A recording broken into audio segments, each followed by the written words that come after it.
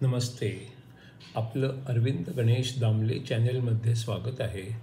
मी अरविंद दामले आपल्यासमोर प्रस्तुत करीत आहे माझ्याच काही रचना. हा आहे ह्या कवितांच्या सत्राचा 599वा भाग. आपल्याला या पसंत पडल्या तर माझ्या अरविंद गणेश दामले चॅनेलला सबस्क्राईब करा, लाईक करा, शेअर करा आणि बेल आयकॉन दाबायला विसरू नका. तर माझी पहिली रचना आहे, त्यांची आणि तुमची ओळख कशी, त्यांचं आणि तुमचं काय नातं आहे, असं मला एकाने लग्नाच्या समारंभात विचारले. मी म्हणालो, तसं काही अगदीच जवळचं नाही, पण त्यांचा कुत्रा आमच्या कुत्र्याचा मावस भाऊ आहे. त्यांची आणि तुमची ओळख कशी, त्यांचे आणि तुमचं काय नातं आहे, असं मला एकाने एका लग्नाच्या समारंभात विचारले. मी त्यांना सांगितले, तसं काही अगदीच जवळचं नाही, पण त्यांचा कुत्रा आमच्या कुत्र्याचा मावस भाऊ आहे. दुसरी रचना आहे, पूर्ण स्वातंत्र्य म्हणजे मी या घराचा मालक आहे. इथे मी माझ्या मर्जीनेच वागीन. मी घरातल्या परंपरेप्रमाणे घड्याळाप्रमाणे वागणार नाही. मी माझ्या इच्छेप्रमाणे घड्याळात हवे ते वाजवीन. वेगवेगळ्या खोलीतल्या घड्याळात वेगवेगळे वाजवीन आणि मला हवे ते आणि सगळा गोंधळ करून टाकीन असं वागत राहीन. पूर्ण स्वातंत्र्य म्हणजे मी ह्या घराचा मालक आहे. मी इथे माझ्या मर्जीनेच वागीन. मी घरातल्या परंपरेप्रमाणे घड्याळाप्रमाणे अजिबात वागणार नाही. मी माझ्या इच्छेप्रमाणे घड्याळात हवे ते वाजवीन आणि वेगवेगळ्या खोलीतल्या घड्याळात वेगवेगळे वाजवीन आणि मला अगदी हवे ते सगळं करीन आणि सगळा गोंधळ उडवून टाकीन. तिसरी रचना आहे, मी कधीही कोणाचाही चेहरा विसरत नाही, पण प्रत्येक नियमाला अपवाद असतो आणि तुमच्या चेहऱ्याबद्दल मला अपवाद करावासा वाटतो. मी कधीही कोणाचाही चेहरा विसरत नाही, पण कित्येक नियमांना अपवाद असतो आणि तुमच्या चेहऱ्याबद्दल मला अपवाद करावासा वाटतो. पुढची कविता आहे, श्री शंकराचार्य लिखित विवेक चूडामणी या ग्रंथावर आधारित पुढचा 130वा भाग. ज्ञान झाले तर त्याचा परिणाम काय असावा, जो भ्रम आहे मिथ्या आहे त्यास ओळखावा. ज्ञान झाले तर त्याचा परिणाम काय असावा, जो भ्रम आहे मिथ्या आहे त्यास ओळखावा.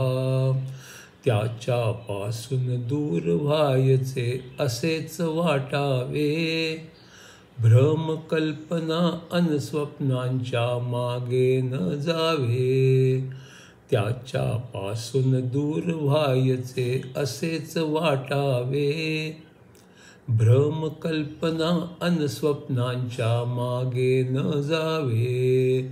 सत्य काय अन भ्रम काय ठाऊक ज्या नसते, ती परिस्थिती खरे तर अज्ञानाची असते. जगापासून अलिप्त राहावे हे जेव्हा कळते, आत्म्याची जाणीव त्याला तेव्हा होऊ शकते.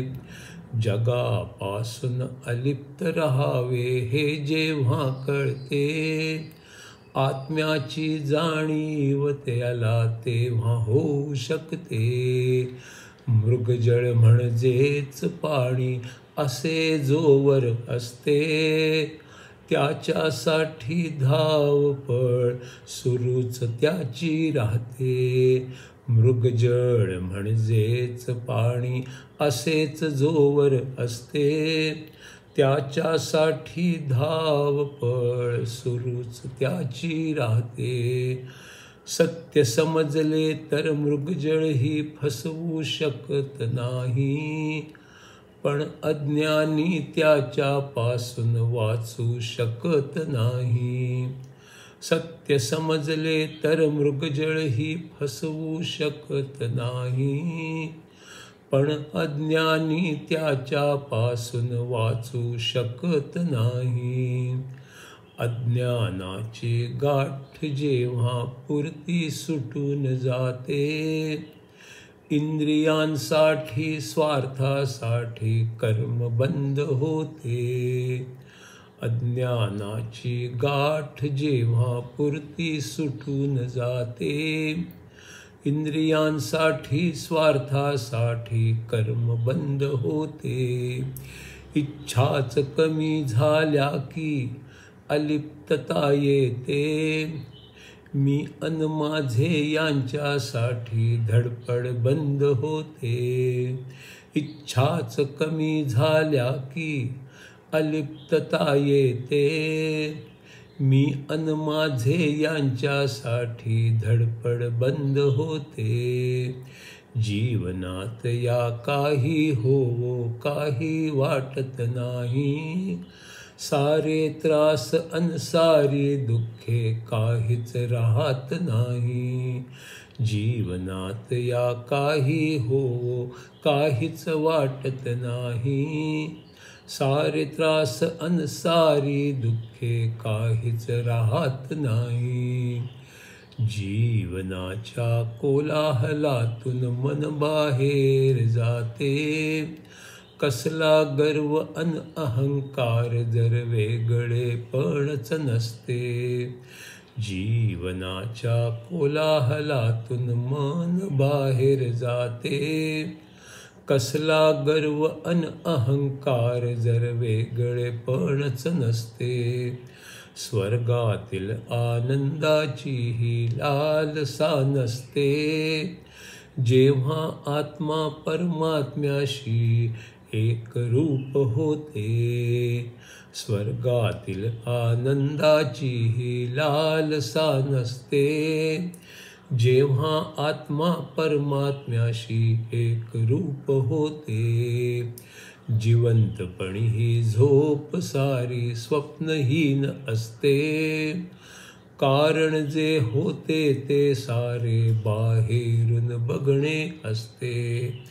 जिवंतपणी ही झोप सारी स्वप्नहीन असते, कारण जे होते ते सारे बाहेरून बघणे असते.